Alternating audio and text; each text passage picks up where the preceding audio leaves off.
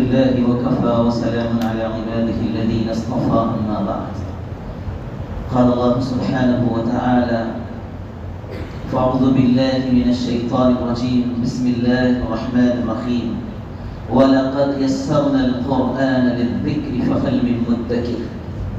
وعن عثمان بن عفان رضي الله عنه قال قال رسول الله صلى الله عليه وسلم: خيركم من تعلم القرآن وعلمه. رواه الإمام البخاری فی صحیحہ. سب سے پہلے قاری تنویر صاحب اور حافظ امین صاحب نے اس خوبصورت مجلس اور محفل کے لیے بندے کو حکم دیا، اور یہ ہماری سعادت مندی ہے. مجلسوں میں اس سے بہتر کوئی مجلس نہیں. محفلوں میں، تقریبات میں، اعزہ کی ہو، اقارب کی ہو، اجانب کی ہو، کس کی بھی ہو، شادی کی ہو، بیاہ کی ہو، منگنی کی ہو، کچھ بھی ہو، اس روئے زمین پر اگر اس سے بہتر کوئی مجلس نہیں ہو سکتی. تو ہم شکر گزار ہیں کہ انہوں نے ہم کو مدعو کیا. اللہ جزائے خیر دے. اور سب سے پہلے ہم مبارکباد پیش کرتے ہیں حافظ امین صاحب کو بھی اور حافظ عمر صاحب کو بھی. کیا کہنے ان کی خوشیوں کے، اور یہ خوشی اور مسرت تو ہماری سامنے بیٹھے طلباء اور یہ اساتذہ ہی محسوس کر سکتے ہیں. خوشی کے دور سے جو گزرتا ہے اس خوشی کا احساس اسی کو ہوتا ہے، دوسرا محسوس نہیں کر سکتا. اللہ مبارک ہے. یہ ایک چھوٹی سی مجلس ہے، دیکھنے میں اللہ کی نظر میں بہت بڑی. میں بیٹھا ہوں، آپ بیٹھے ہیں، یہ لوگ بیٹھے ہیں، چند افراد بیٹھے ہیں گاؤں کے، حالانکہ زیادہ ہونا چاہیے تھا. جتنے بھی ہیں، یہ ایک چھوٹی سی مجلس ہے. آپ اندازہ لگائیں ان کی خوشیوں کا، ان بچوں کی خوشیوں کا اور ان کے والدین کی خوشیوں کا، کہ جب آدم ہوں گے اور نوح ہوں گے اور اسماعیل ہوں گے اور ابراہیم ہوں گے اور عیسیٰ ہوں گے اور موسیٰ ہوں گے اور یوسف ہوں گے اور یعقوب ہوں گے اور ادریس ہوں گے، یہاں تک کہ میرے اور آپ کے آقا احمد مصطفیٰ محمد مصطفیٰ صلی اللہ علیہ وسلم ہوں گے، اور ان کی موجودگی میں آنے والے قیامت تک کے انسان، مرد عورت سب کے سب کروڑوں اربوں ہوں گے، اور ان کی موجودگی میں کو تاج پہنایا جائے گا. ان کے والدین کو تاج پہنایا جائے گا، اور ان کے لیے تو کیا کہنے کہ نور علی نور. ماشاءاللہ یہ بھی حافظ اور ان کا بچہ بھی حافظ، اور یہ سلسلہ چلتا رہے گا. اس سے بڑھ کر کیا خوشی اور اعزاز ہوگا ہم اندازہ نہیں لگا سکتے، بالکل نہیں لگا سکتے. اس لیے ہم کوشش کریں کہ ہمارے گھر سے ایک فرد، ایک بچہ حافظ بنے، اور کم سے کم درجے میں تو ان سے محبت یہ ایمان کا حصہ ہے. اس لیے کہ یہ اللہ کے نبی صلی اللہ علیہ وسلم پہ اترا ہے. نون والقلم وما یسطرون، اللہ نے قسم کھائی ہے. نون حروف مقطعات میں سے ہے. اللہ نے قسم کھائی ہے والقلم وما یسطرون، قسم قلم کی، قسم قلم کی، اور جو سطریں لکھی گئی ہیں قرآن. علماء کہتے ہیں کہ حضرت آدم علیہ السلام کی پیدائش سے 50,000 سال پہلے اللہ نے اپنے کلام کو لکھوایا ہے، اور لکھنے کے لیے پہلے قلم کو پیدا کیا اور پھر قلم سے اپنا کلام لکھوایا. ابھی آدم ماؤتی کے مجموعے میں بھی نہیں تھے. ابھی نوح کی سفینہ کا تذکرہ بھی نہیں تھا. ابھی نبی عیسیٰ کا کوئی قصہ نہیں تھا. عصائے موسیٰ کا کوئی واقعہ نہیں تھا، اور ناقہ صالح کا ابھی کوئی تذکرہ نہیں تھا. آپ اللہ تعالیٰ نے سب سے پہلے، اور سب سے پہلے نہیں، 50,000 سال پہلے زہرا کے والد پر اترنے والی کتاب کو لکھا.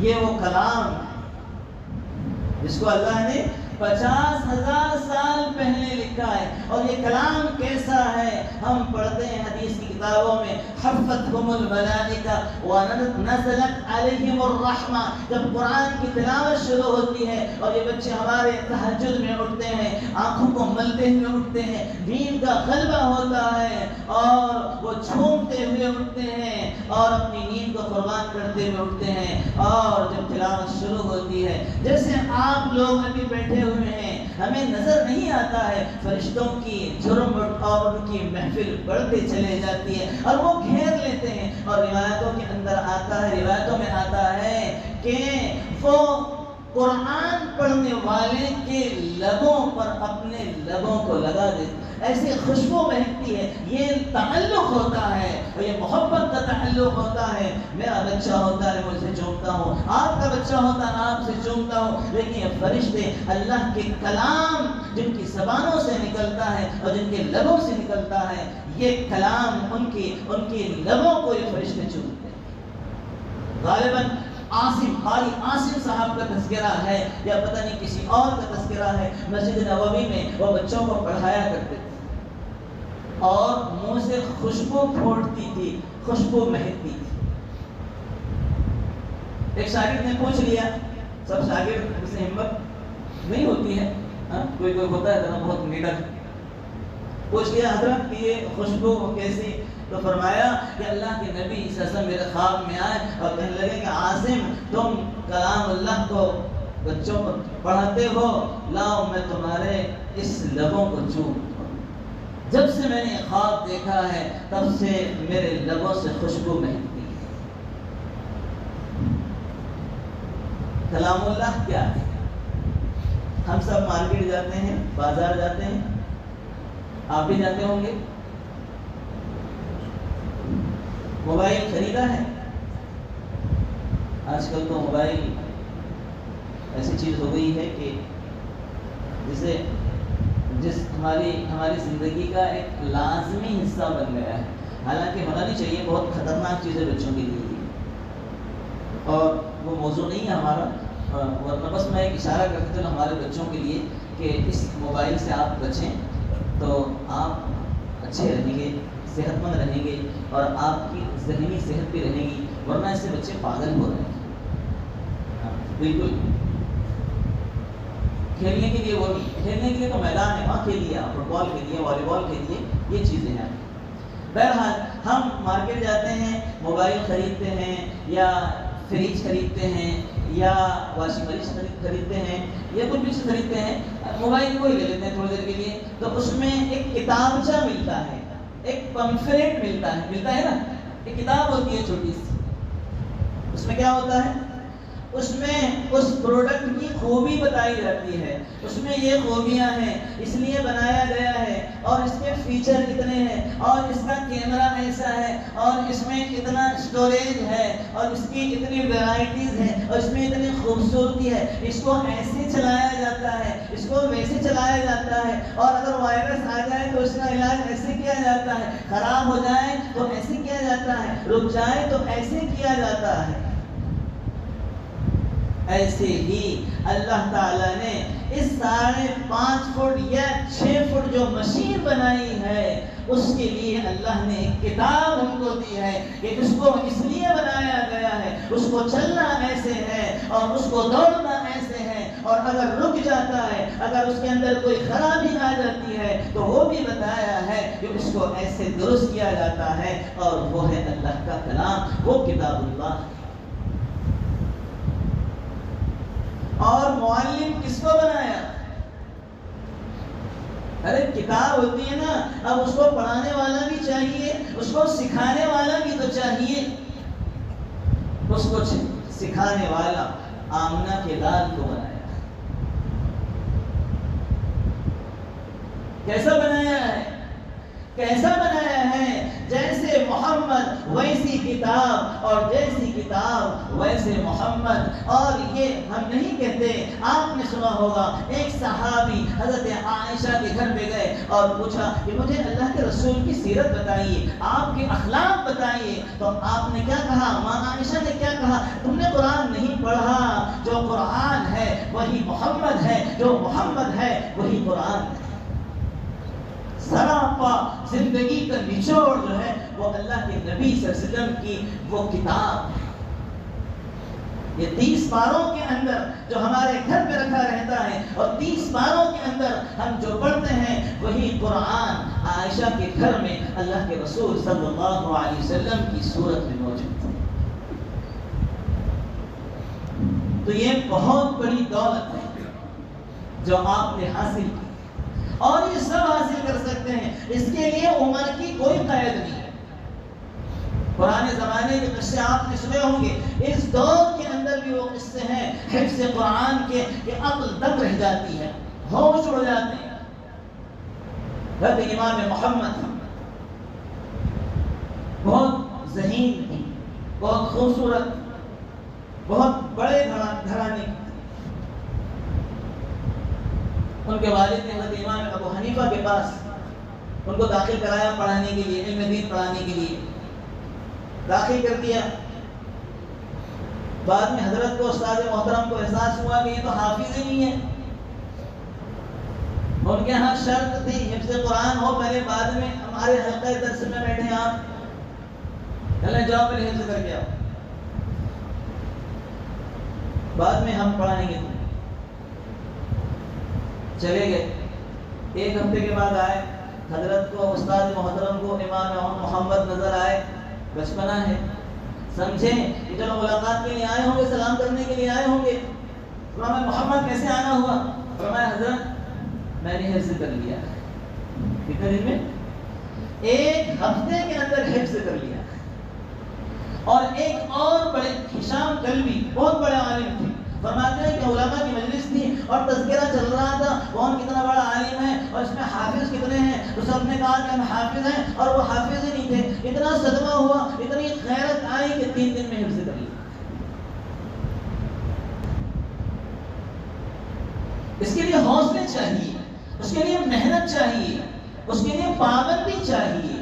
اور جتنے اللہ والے بنے ہیں وہ معمولات پر پابندی, معمولات پہ پابندی, تب جا کے آپ کو رزلٹ ملتا ہے, اور تب آپ کے نتیجہ ملتا ہے, اور جب آپ جا کے آپ کو یہ اعزاز ملتا ہے.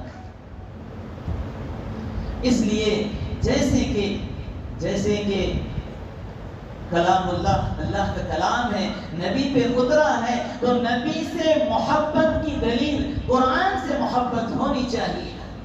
اب قرآن سے محبت ہونے کا دلیل یہ ہے کہ آپ کو اہل قرآن سے بھی محبت ہونی چاہیے, قرآن والوں سے بھی محبت ہونی چاہیے, پڑھانے والوں سے بھی محبت ہونا چاہیے, پڑھنے والوں سے بھی محبت ہونا چاہیے. اس لیے کہ اللہ تعالیٰ نے جو اس کی حفاظت کی ذمہ داری لی ہے, قرآن کی حفاظت کی جو ذمہ داری لی ہے, یہ لوگ اس ذمہ داری کو نبھانے میں لگے ہوئے ہیں. جیسے قاری صاحب نے کہا ابھی کہ بچے شور کرتے ہیں, دھوم مچاتے ہیں, یہ تو بچوں کے بچپن کا حسن ہے, یہ تو بچوں کے بچپن کا حسن ہے. اور ایک بات کہوں گا بہت معذرت کے ساتھ, اپنے بچے برے نہیں لگتے دھواں مستہ کرتے ہوئے مسجد میں, اس کو بڑے محبت سے سمجھا دیا جائے, اور دوسروں کے بچے یہ اس مینٹلٹی کو تھوڑا بدل دیں. اور ایک واقعہ میں نے اس سے پہلے آپ کو سنایا تو شاید یاد ہو گیا, مختصر سنا دوں. اور مدرسے کے بچوں کی شکایت, ابھی بچپن ہے, ابھی تو یہ تو ان کے بچپن کا حسن ہے, بڑے ہو جائیں گے تو سنجیدگی آ جائے گی, اور بڑے ہو جائیں گے تو پھر ایسے ہی ہوں گے قاری تنویر صاحب کے جیسے, اور یہاں مولانا الیاس صاحب بیٹھے ہیں, اور دیگر اساتذہ بیٹھے ہیں, اور اتنے یہاں کے اساتذہ ہیں, اتنے ہم لوگ بیٹھے ہیں یہاں, یہ بچے ہمارا ماضی ہے. اتنے اساتذہ یہاں بیٹھے ہیں تو ان کا ماضی یہ بچے ہیں, اور ان بچوں کا مستقبل ہم لوگ ہیں. ہم بھی ایسے ہی تھے، ہم بھی شرارتیں کیا کرتے تھے. تو وہ ایک مدرسے میں ایک آدمی خدمت کیا کرتا تھا. میں سنایا تھا اس سے پہلے، شامل یاد آ رہا ہے. وہ اناج لایا کرتا تھا، کبھی تیل کا پیپا لایا کرتا تھا، کبھی گیہوں لا رہا ہے، کبھی چاول لا رہا ہے. تو بچے تو بچے ہوتے ہیں، جیسے بھی بات چلی تھی تو بچے نے ان کا نام رکھ دیا حمار. ختم کرنا. اب حضرت کو ان کو پتا چلا کچھ دنوں کے بعد کہ یہ بچے یار اتنی میں خدمت کرتا ہوں اور مجھے حمار کہتے ہیں. اس کو پتہ نہیں ہوگا حمار کا مطلب گدھا ہوتا ہے، بعد میں کسی نے بتایا ہوگا تو یہ مجھے گدھا کہتے ہیں. تو وہ غصہ آ گیا، سب پھینک پھاک کیا. میں ان کی اتنی خدمت کرتا ہوں دن رات ان کے لیے اور مجھے گدھا بولتے ہیں. چلے گئے، چھوڑ چھاڑ کے چلے گئے. اسی رات خواب میں دیکھا کہ میدان حشر قائم ہے اور وہ سب کے سب بچے جنت کے دروازے پہ کھڑے ہیں اور ان کے لیے اجازت مل گئی جنت کے داخلے کی. اور ان سے کہا جا رہا ہے جاؤ بھائی جاؤ، دروازہ کھلا ہے. کوئی بچہ جانے کو تیار نہیں. کہنے لگے بچے جب تک کہ وہ ہمارا گدھا نہیں آئے گا تب تک ہم نہیں جانے والے. دوسرے دن آنکھوں اٹھے تو آنکھوں سے آنسو تھے. مدرسے میں آئے، تم گدھا نہ ہو، تم کچھ بھی بولو، میں تو تمہاری خدمت ہی کروں گا. تو ہمارے پیسے کا سب سے بہترین مصرف وہ یہ بچے، اس لیے کہ اللہ کا کلام ازلی کلام ہے اور ہمیشہ رہنے والا کلام ہے، عالمی کلام ہے، عالمی کتاب ہے، عالمی رسول ہے اور یہ ہمیشہ ہمیشہ رہنے والے ہیں. سب علوم ختم ہو جائیں گے اور میرے نبی کو جو معجزہ ملا ہے، آپ دیکھیے کہ حضرت صالح علیہ السلام کی اونٹنی معجزہ تھی لیکن ان کی زندگی میں ہی ذبح کر دیا گیا. دم عیسیٰ جو پھونک تھی ان کی اور وہ دم بھی ان کی وفات کے ساتھ جو ان کو اٹھا لیا گیا، دم عیسیٰ ختم ہو گیا. عصائے موسیٰ میں ان کے مرنے کے بعد وہ طاقت نہیں رہی جو سمندر کے اندر راستہ بنا سکے. ید بیضا میں وہ دم نہیں رہا ان کے انتقال کے بعد جو روشنی دکھا سکے. لیکن میرے اور آپ کے آقا پر جو معجزہ اترا ہے وہ ایسا معجزہ ہے کہ اس وقت بھی معجزہ تھا اور آج بھی وہی معجزہ ہے اور آج بھی اس میں وہی تاثیر ہے جو رسول خدا صلی اللہ علیہ وسلم کے زمانے میں ہوا کرتی ہے. آج بھی اس میں اتنی ہی طاقت ہے جیسے حضرت موسیٰ سے کہ پیچھے بھاگ رہا تھا فرعون، بھاگ رہا تھا، وہ گھبرایا ہوا تھا، وہ ڈرا ہوا تھا، وہ سہما ہوا تھا. آج بھی آپ کے کلام میں جو آپ کی زبانوں پر ہے اس میں اتنا دم ہے اور اس میں اتنی طاقت ہے کہ کفر کے خیموں کے اندر یہ ہلچل نہیں مچا سکتا. ڈرتے ہیں لوگ، اس کی تلاوت سے ڈرتے ہیں، خوف کھاتے ہیں. جیسا کہ اللہ کے نبی صلی اللہ علیہ وسلم کے زمانے میں ڈرا کرتے تھے آرام سے پڑھو ہمارے بچے فتنے میں مبتلا ہو جائیں گے. فتنے کا مطلب مسلمان ہو جائیں گے. خاموش پڑھو، آواز مت نکالو. اور خود جو ہے وہ چھپ چھپ کے سنا کرتے تھے. یہ کلام میں اللہ نے اپنی تاثیر رکھی ہے، وہ اتنی شیرین اس کے اندر رکھی ہے. اس لیے یہ محفل قرآن کے ختم کی یہ تو دعا کی قبولیت کی گھڑی ہوا کرتی ہے. اور میں کہوں گا کہ یہ تو قابل رشک موقع ہے اور مجھے بہت خوشی ہوتی ہے ایسے موقعوں پر. قابل رشک حافظ عمر بھی ہیں، قابل رشک حافظ امین بھی ہیں اور قابل رشک یہ اساتذہ بھی ہیں اور قابل رشک ناظم مدرسہ بھی ہے، محتمم مدرسہ بھی ہے اور قابل رشک یہ تمام بچے. لا حسد الا فی اثنتین، یہ تو قرآن نے کہا. رشک کرنا ہے تو ان پہ کرو. اپنے دماغ میں ان کی عظمت ہونا چاہیے، ان کی اہمیت ہونا چاہیے. اللہ کے کلام سے بڑھ کر کسی کا کلام نہیں، کسی میں کلام میں لذت نہیں. ہمارے بزرگ، ہمارے اللہ والے رات کا انتظار ایسے کیا کرتے تھے. میر ذوالفقار صاحب نقشبندی کے الفاظ میں جیسے کہ دلہا دلہن کے پاس جانے کا انتظار کیا کرتا اور اللہ کے حضور جب کھڑے ہوتے تھے آپ نے سنا ہوگا ایک آیت میں پوری رات گزار دیا کرتے، اتنا مزہ آتا تھا۔ یہ تو دلچسپی کی بات ہے، یہ تو لذت کی بات ہے۔ شرابی کو اس میں مزہ آتا ہے، اور آگے اگر کہیں تو نالیوں میں لوٹنے میں مزہ آتا ہے، غلاظت میں پڑے رہنے میں مزہ آتا ہے۔ فلمیں ریلیز ہوتی ہیں شہروں میں تو رات رات بھر سے لائن لوگ لگاتے ہیں، جب ہم پڑھتے تو اس وقت ہم سنتے تھے، اب تو نہیں معلوم، رات رات بھر کھڑے رہتے تھے۔ اور ہمارے بزرگ ایک آیت میں پوری صبح کر دیا کرتے تھے، اتنا مزہ آتا تھا اور اتنی لذت ان کو ملتی تھی پتہ ہی نہیں چلتا تھا۔ جس طرح آج ہمارا نوجوان طبقہ کھرے اور پوڑیوں کے اندر، بعض تو ایسے ہیں اللہ معاف کرے، وہاں دیکھا میں نے ہمارے محلے میں کہ جب بھی دیکھا ہے تو ان کا منہ چلتا ہوا ہی نظر آتا، مطلب کئی 100 روپے ان کا روزانہ خرچ۔ مزے کی بات ہے، اپنے کو انہوں نے عادی بنایا ہے ایسی خراب چیز کا، اور ہمارے بچے عادی بنائے اپنے آپ کو حفظ قرآن کا۔ تو دیکھو کیسے مزہ آتا ہے، اور اللہ تعالیٰ آپ کو کس مقام تک لے کر جائے گا، کس مقام تک لے کر جائے گا۔ وَلَقَدْ آتَيْنَاكَ سَبْعًا مِنَ الْمَثَانِي وَالْقُرْآنَ الْعَظِيمِ۔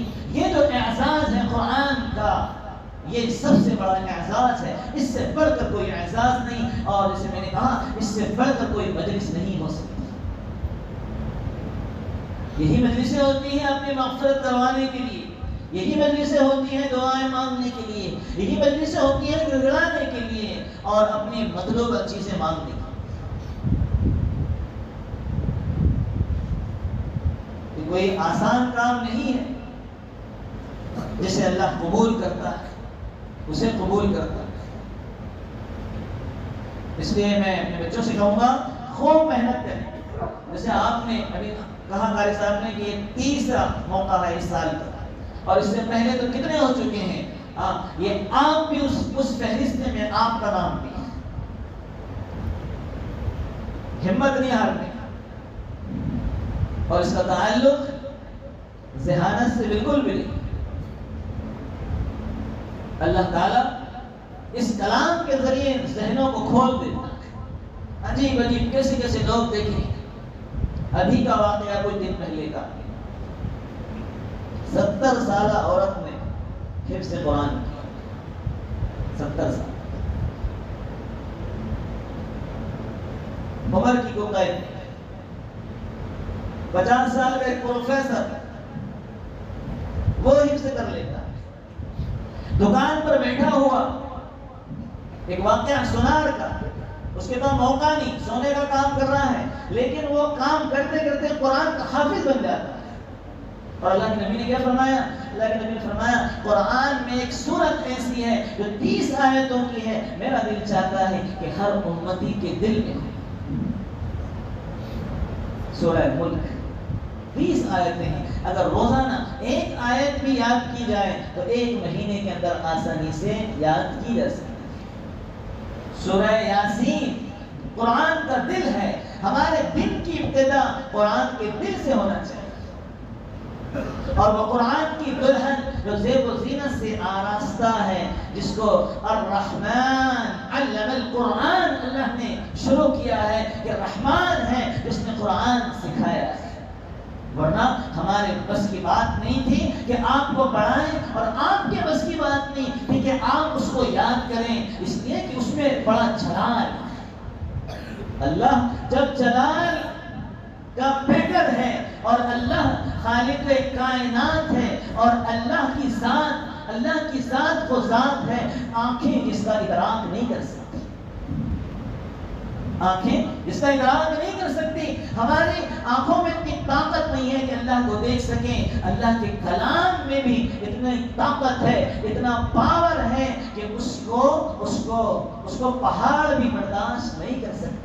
لو انزلنا هذا القرآن على جبل لرأيته خاشعا متصدعا من خشية اللہ. اگر پہاڑ پر اللہ قرآن کو اتار دیتے، اگر نبی پر نہیں اتارتے، قرآن کو پہاڑ پر اتار دیتے تو خشیت الہی کے بوجھ سے وہ ریزہ ریزہ ہو جاتا، وہ دھماکوں سے اڑ جاتا. ہماری زبان میں اتنی طاقت نہیں تھی، ہمارے زبان کے چیتڑے اڑ جاتے، ہمارا دل پھٹ جاتا. اس لیے کہ اللہ کے نبی صلی اللہ علیہ وسلم پر جب وحی اترا کرتی، آپ سواری پر ہوتے تو اس بوجھ کی وجہ سے سواری بیٹھ جایا کرتی. حضرت علی فرماتے ہیں میری ران آپ کی ران سے لگی ہوئی تھی اور وحی کے آثار ظاہر ہوئے، وحی اتری، مجھے ایسا لگ رہا تھا کہ میری ران کی ہڈی ٹوٹ رہی ہے. حضرت عائشہ فرماتی ہیں اللہ کے نبی پر وحی اترتی، اللہ کے نبی پر سخت ٹھنڈی رات ہوتی، وہ وحی الہی کی وجہ سے آپ صلی اللہ علیہ وسلم پسینے میں شرابور ہو جاتے. وہ تو اللہ تعالیٰ نے میرے نبی میں اتنی طاقت دی ہے اور اتنی صلاحیت دی ہے کہ وہ کلام الہی کو برداشت کر سکے. مطلب کہنے کا یہ ہے کہ جو بوجھ ہمیں برداشت کرنا تھا، جو تکلیفیں ہمیں برداشت کرنی تھی، وہ میرے نبی نے برداشت کی ہے. تب جا کے ہم قرآن پڑھ سکتے ہیں اور پڑھ پاتے ہیں اور یاد کرتے ہیں.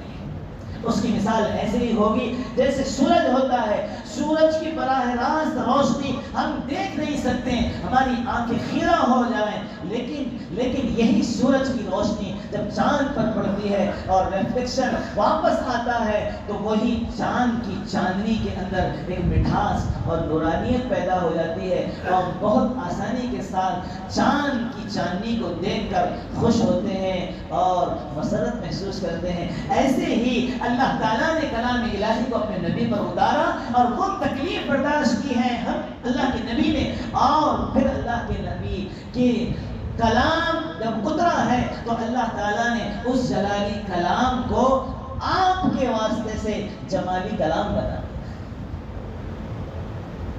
جلالی کلام کو اللہ نے جمالی کلام بنا دیا ہے. اس میں خوبصورتی پیدا کی ہے کہ جب ہمارا بچہ پڑھتا ہے تو رونگٹے کھڑے ہو جاتے ہیں، دل باغ باغ ہو جاتا ہے. اور اس کی مثال آپ نے شروع میں ہی جب ہماری مجلس شروع ہوئی تو آپ نے محسوس کیا ہوگا اچھے دل، سخت دل، پتھر دل کو ہم نے پانی ہوتے ہوئے دیکھا. اور یہ تو اللہ کے نبی صلی اللہ علیہ وسلم کے زمانے سے چلی آ رہی ہے. اس لیے اللہ کے نبی پہ قرآن اترا ہے اور یہ کتاب دی ہے ہماری ہدایت کے لیے. بس بات ختم ہونے کو ہے. ہم سب کا ایک تعارف، عابد امین صاحب کا تعارف ہے، مجھے یہاں بھائی کون ہے کیا کرتے ہیں، قاری تنویر صاحب کا ایک تعارف ہے، ماسٹر صاحب کا ایک تعارف، آپ کے گاؤں کا ایک تعارف، آپ کے مدرسے کا ایک تعارف. قرآن کا بھی تو کوئی تعارف ہونا چاہیے. قرآن کہتا ہے ان هذا القرآن يهدي للتي هي اقوم. یہ اللہ کی طرف سے اعلان ہے کہ جو گمراہی کے دلدل میں اور تاریکیوں میں بھٹکے ہوئے ہو، اگر مجھے جگہ دو گے سینے میں اور میرے اوپر عمل کرو گے تو میں تمہیں سریا کی بلندیوں تک پہنچا دوں گا، جیسا کہ اس نے پہنچایا ہے ان جہالت کی تاریکیوں میں پڑے ہوئے عمر کو، ابو بکر کو اور خالد بن الولید کو، ابو عبیدہ کو اور پتہ نہیں کتنے بے شمار صحابہ کرام کو جو جاہلیت کے دلدل میں پھنسے ہوئے تھے. کوئی پوچھنے والا نہیں، کوئی نظر کرنے والا نہیں، لیکن دنیا نے دیکھا کہ پوری دنیا اللہ تعالیٰ نے ان کے قدموں کے، بلکہ کیسر و کسریٰ کے تخت و تاراج ان کے قدموں میں ڈال دیا. تو کیا تعارف ہے قرآن کا؟ ہدی للناس وبینات من الہدی والفرقان. ہدی للناس، یہ ہدایت ہے ہماری، یہ لوگوں کے لیے ہدایت ہے. جیسے میں نے کہا تھا کہ کتاب دیکھ کر ہمیں راستہ چننا پڑے گا. یہ بھی بتایا گیا یہ جہنم کی طرف جاتا ہے، یہ بھی بتایا گیا یہ جنت کی طرف جاتا ہے. اب یہ ہمارے اختیار میں ہے کس راستے پر چلنا ہے. وبینات من الہدی، اور اس میں نشانیاں ہیں ہدایت کی، علامتیں ہیں ہدایت کی. اس میں روشن چراغ ہیں، یہ سراج منیرہ ہے. والفرقان، اور فرقان کہتے ہیں فرق کرنے کو. یہ حق اور باطل میں فرق کرتا ہے، یہ سچ اور جھوٹ میں فرق کرتا ہے، یہ کھڑے اور کھوٹے میں فرق کرتا ہے، اور یہ مومن اور منافق میں فرق کرتا ہے. مبارک ہیں وہ لوگ اللہ نے جنہیں حفظ کی توفیق دی، اور آپ سب لوگ مبارک ہیں کہ اللہ نے آپ کو چنا ہے اس کتاب کی ذمہ داری کا حق ادا کرنے کے لیے۔ بڑے مبارک ہیں آپ لوگ اور آپ کے والدین کہ 10 لوگ ایسے 10 لوگ جن پر جہنم واجب ہو چکی ہوگی، ان کو یہ حافظ قرآن جہنم سے نکال کر جنت کی طرف لے جائے گا۔ اور عام طور سے ایک گھر کی فیملی اتنی ہی ہوتی ہے، عام طور سے دادا دادی، نانا نانی، اور یہ اس لیے میں اپنے بچوں سے کہوں گا حافظ قرآن جو ہیں کہ ان سے بھی کہیں گے کہ اللہ نے اگر ان کو توفیق دی، عمر ہے تو وہ عالم دین بھی بنے گی۔ اس میں مزہ آتا ہے جب آپ کے پاس علم ہوگا، آپ کے پاس قرآن ہوگا، اور پھر جب آپ بات کریں گے اور آپ کی بات کے ثبوت میں جب آپ قرآن کی آیت پڑھیں گے تو پھر جو ہے وہ اثر کرتی ہے۔ میں پھر دوبارہ مبارکباد پیش کروں گا حافظ امین صاحب کو بھی، حافظ عمر صاحب کو بھی، اور قاری تنویر صاحب کو بھی، اور یہاں کے تمام اساتذہ۔ یہ صحرا، یہ پورا اس عملے کو جاتا ہے جو یہاں پر دن اور رات محنت کرتے ہیں اور اپنی زندگی کا قیمتی سرمایہ دیتے ہیں۔ اس لیے ایک بچے سے آپ محبت کریں گے تو اس کے باپ کو خوشی ہوتی ہے، ایک بچے سے آپ محبت کریں گے اس کے باپ کو خوشی ہوتی ہے، ان بچوں سے آپ محبت کریں گے اس سے اللہ کے رسول کو خوشی ہوگی، اس سے اللہ کو خوشی ہوگی کہ اس کے کلام کے حاملین سے جو محبت کرتا ہے اللہ اس محبت کے طفیل آپ کو بھی نواز دے گا۔ اللہ تعالیٰ مجھے اور آپ کو ان باتوں پر عمل کی توفیق نصیب فرمائے۔ وآخر دعوانا الحمد للہ۔